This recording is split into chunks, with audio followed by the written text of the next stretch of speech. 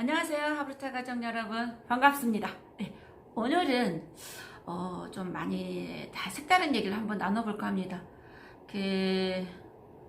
우리가 경제라는 거 또는 돈이라는 거 삶에서 빼놓을 수 없는 너무나 중요한 거잖아요. 네, 돈 또는 경제 이런 것들이 우리 삶을 상당한 부분을 지배하고 있거든요. 네, 어쩌면 7, 80%? 네, 그 정도로 돈이라는 게 중요한 거고 우리 삶을 좌지우지하고 생명까지도 좌지우지하고, 그럼에도 불구하고 그렇게 중요한 돈인데도 불구하고 우리가 돈에 대한 어떤 뭔가 생각을 깊이 하거나 단순하게 돈은 많아야 돼 이런 거는 있지만, 우리 아이들에게 특히 그 돈에 대한 어떤 경제적인 어떤 것들을 교육을 하는 데는 너무 소홀히 하고 있지 않나. 특히 저 어렸을 때부터 성장기까지는 그런 돈에 대해서 어린애가 돈에 대해서 얘기를 많이 하면, 애가 어린애가 이렇게 돈을 밝혀? 그 좋은 거 아니야? 아이고, 대바라져가지고 약간 이런 개념으로 이렇게 어른들도 생각하셨던 것 같아요. 근데 제가 기억에 이게 있어요. 전 시골에서 정말 그 십리길을 걸어서 초등학교를 다니던 시절인데, 비가 많이 오면 엄마가 버스를 타고 가라고 돈을 주셨어요. 버스비를. 그러면 장승백이라고 그래서 장승이 서 있는 이렇게 그러니까 우리 그 동네를 들어오는 길과 또는 큰 도로와 접해 있는 그런 저 집이 한두 채 있는 그런 곳이 있어요. 거기서 버스를 타고 학교를 가야 되는 거예요. 거기가 버스 정류장이거든요. 그래서 저는 대부분의 언니들이랑 다른 동네 언니들도 버스를 타는 사람도 있지만 타고 가지만, 저는 이 버스비를 받은 이거 갖고 제가 뭐를 했을까요? 한번 추측해보세요. 제가 버스를 온전히 엄마가 시키는 대로 타고 갔을까요? 아니면 딴짓을 했을까요? 전 딴짓을 했어요. 뭐냐면 제가 등하굣길에 장터를 지나가요. 이제 걸어서 가다 보면 장터 입구에 못 미쳐서 빵집이 있어요. 찐빵집. 그러니까 빵이 모락모락 속에 팥이 들어있고 있잖아요. 하얀 그 빵, 아주 그냥 우리 손등만한 이렇게 크기의 그 빵 있잖아요. 그거를 막 쪄서 솥에 쪄서 막 산더미처럼 막 쌓아놔요. 그러면 막 김이 모락모락 그 하얀 빵에서, 소담스럽게 생긴 빵에서, 그러면 정말 어린아이가 다닐 때마다 참을 수 없는 식욕이 올라오고 욕구가 올라오거든요. 그런데도 그걸 돛 닦듯이 다닌단 말이에요, 그 길을. 근데 돈이 들어왔어, 차비가. 당연히 빵 사 먹어야죠. 비를 우산 썼지만 다 젖고 그래서 비를 맞고 빵집에 도착하면 그냥 어떡하지? 엄마가 버스 타고 가라 그러는데 빵을 사 먹어도 될까? 이런 생각 자체가 안 듭니다. 그냥 바로 달려가서 그냥 돈을 내고 빵 두세 개를 사서 그냥 볼이 터져라고 먹었던 기억이 제가 있어요. 그거를 비만 오면 주셨는데 그걸 몰래 그렇게 했던 것 같아요. 근데 정말 걷는 거랑 빵을 먹는 거랑 만족도가 그러니까 버스를 타고 가는 거랑 빵을 먹는 거랑 어느 게 더 만족도가 크겠어요? 전 당연히 걸어서 가서 빵을 사 먹는 게 만족도가 1000%, 10,000% 크죠.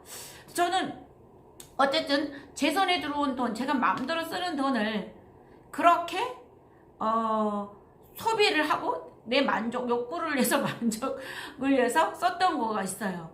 그리고 또 한 가지는 또 이런 것도 있었죠. 제가 정말 어린 시절에, 지금 애들이 들으면 참 엄마 무서워 끔찍해 막 이럴 수도 있어요. 옛날엔 개구리도 있었잖아요. 개구리가 논밭에 지천으로 많았단 말이에요. 물 있는 데랑 이런데. 그러면은 우리 옆집에 좀 폐가 안 좋으신 분이 사셨어요. 근데 거기서는 개구리를 이렇게 철사줄에 이렇게 한 두루미씩 이렇게 빼곡히 잡아갖고 오면 그때 100원인가를 준 기억으로 있어요. 그러면 애들이 정말 개구리를 막 잡으러 가서 깨가지고 이렇게 한 두루미 이렇게 갖다 주면 100원을 주면, 저는 그걸로 물론 아이스크림 사 먹었죠. 통에서 꺼내주는 막대, 그러니까 비닐도 안 씌워진 거 있잖아요. 아이스 깨끼라고 그러죠. 그걸 사 먹었어요. 그것도 사 먹었는데 또 뭘 했을까요? 제가 꼭 사고 싶은 학용품도 좀 더 샀던 것 같아요. 공책도 사고, 연필도 사고 했던 기억이 있어요. 그래서 그 기억이 저는 되게 내가 벌어서 그걸 했다는 거에 대한 뿌듯함이 굉장히 지금도 좋은 기억으로 남아있거든요. 자, 그러면 이런 경험들이 좀 꾸준히 쌓여서 보세요. 돈을 해서 학용품도 사고 내가 먹고 싶은 것도 썼어요. 그걸 조금 더 확장을 시켜서 뭔가 계속 꾸준히 했더라면 그게 이제 어떤 사업가의 마인드, 사업가의 기질, 어떤 돈이 들어왔을 때 이걸 어떻게 잘 쓸 것인가 이런 것들로도 이렇게 좀 키워졌을 수도 있지요, 실은. 근데 저는 어린 시절 그런 추억으로만 남아있지만, 그러면 우리는 아이들 경제교육을 어떻게 해야 되는 거, 어떻게. 이게 되게 중요한 거지만, 우리가 되게 학습적인 거, 지식적인 거는 너무너무 열심히 해주는데, 이런 경제적인 교육이나 이런 거에 대해서는 소홀히 하는 경우가 있거든요. 자, 그러면 우리가 이렇게 생각해보자. 아이의 경제교육을 또 돈에 대한 생각을 어떻게 키워줄 것인가. 제가 한번 3가지로 한번 생각을 해봤어요.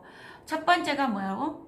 돈을 쓰는 것부터 얘기를 나눠보자. 돈을 어떻게 쓰는 건지.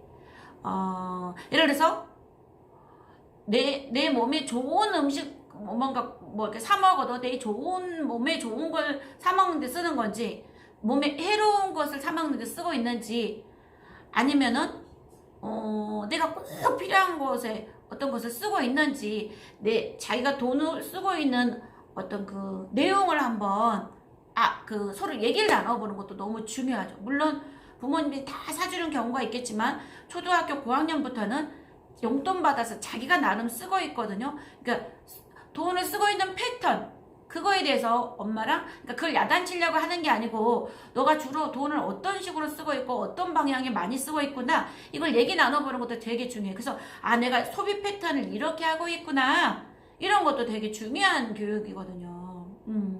자, 그러면은 두 번째가 뭐가 있을까요? 그러면 쓰는 것도 진짜 첫 번째가 중요하면 어떻게 잘 쓸 것인가가 되게 중요해요. 그게 첫 번째인 것 같아요. 돈을 버는 게 중요한 게 아니고 어떻게 잘 쓸 것인가. 그러면 이제 어떻게 잘 쓸 것인가에 대해서 서로 꾸준히 용돈 내역도 봐가면서 얘기를 나눠본단 말이에요. 그 다음에 그럼 두 번째는 뭐가 있을까요? 부모님이 용돈을 그냥 주는 게 아니고 내가 스스로 용돈을 어떻게 벌어볼까? 어떻게 돈을 모아볼까? 이거에 대해서 부모님들랑 얘기를 나눠서 그냥 주는 용돈이 아니라 무엇인가 어떤 행동을 하거나 뭔가 기여를 하거나 했을 때 내가 너희들에게 요만큼, 이런 부분에서는 요만큼, 이런 일에 대해서는 요만큼, 아니면 또 친척 집에 가서 알바를 한다든지, 그런 거 있잖아요. 친척 동생을 고학년이면 유치원생을 1시간 가르친다든지, 1, 2학년을 1시간 가르친다든지, 그런 기회를 찾고 서로들 부모님들이 얘기를 해서 충분히 이해되는 선에서 그렇게 뭔가 시도를 해보고 자기가 용돈을 벌어 쓰는 거를 어려서부터 할 필요가 있는 거죠, 실은. 물론 유대인들은 째다카라 그래가지고 7살, 8살 때부터 노동을 통해서 그 용돈을 벌게 하고 자기 경제를 자기가 스스로 꾸려나가도록 하고 있거든요. 그렇게까지 또 예를 들어서 집에 살 수만 있다면 좋은데 그게 안 된다면 4, 5, 6학년, 4, 5학년 때부터 몇 가지만이라도 용돈 벌 수 있는, 어떻게 표현하면 약간 아르바이트? 이런 개념으로 몇 개만 해서라도 용돈을 버는 방법을 계속 애들이랑 어떻게 하면 돈을 벌 수 있을까? 어떻게 하면 용돈을 벌어서 내가 쓸 수 있을까? 아니면 너가 쓸 수 있을까? 엄마랑 같이 연구해볼까? 찾아볼까? 방법이 뭐가 없을까? 우리 동네에서 할 수 있는 건 없을까? 이렇게 계속 생각하도록. 그래서 돈을 버는 방법에 대해서 고민해보는 그런 게 되게 중요한 것 같아요. 그 다음에 이제 돈을 모았어. 근데 잘 쓰고 잘 벌고 한 다음에, 그런데 또 뭐예요? 이 돈을 조금 어떻게 하면 불릴 수 있을까? 이 돈을 저축하면 몇 % 이자가 있을까? 또 저축이 아니고 이걸 갖다가 내가 스스로 주식을 한 주 사면 얼마나 어떤 이익들이 일어날까? 주식을 한 주에 어떤 일들이 일어나는 걸까? 이런 것들 있잖아요. 그럼 내 재산이 이렇게 불려가는 거구나. 회사가 잘 되면 내가 주식 하나를 갖고 있는데 그 회사가 잘 되면 내가 돈 벌게 열심히 일을 해주는구나. 이런 거 있잖아요. 그 얼마든지 4, 5학년이면 충분히 이해하고도 남거든요. 그래서 내가 얼마 없지만 거기서 주식을 한 주를 산다든지 뭐 그런 경험. 이런 세상이 있었네. 이렇게 애들이 일찌감치 조금은 세상에 돈이 어떻게 돌아가고 경제가 어떻게 돌아가고 기업이 어떻게 돌아가고 기업은 결국은 많은 사람들의 돈을 투자받아서 돌아가고 있다는 사실을 애들은 모르거든요. 그냥 다 그 사람들이 자기 돈으로 하고 있다고 생각을 해요. 그래서 이런 것들, 돈의 흐름, 돈이 어떻게 세상을 돌게 하고 있고 어떻게 우리가 쓰고 있는 돈이 또 다시 소비를 하는 돈이 그 기업을 살리고 기업이 다시 어떻게 월급으로 우리한테 보내주고 하는 그런 것들 있잖아요. 이런 것만 터득해도 굉장한 거죠. 그래서 저는 오늘 아이들 경제교육 그리고 돈에 대한 생각 이런 것들을 자녀들과 아주 어리면 하기는 힘들어요. 하지만 3학년, 4학년 이상부터는 3, 4학년 이상부터는 충분히 가능하다고 생각합니다. 그래야지만이 이 시장경제, 시장경제 안에서 돈이란 너무나 중요한 거거든요.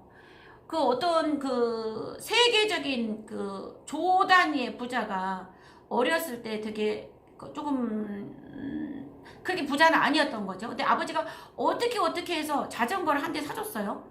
근데 이 자전거가 너무 타기도 아까운 자전거야. 근데 나가 혼자 타고 말면은 이 자전거가 낡아져서 결국 없어질 것 같아. 그래서 이렇게 생각했어. 이 친구들이 막 자전거를 너무 부러워하고 타고 싶어 하니까 어떻게? 그러면 네가 이거를 1시간 타고 나 얼마를 줘.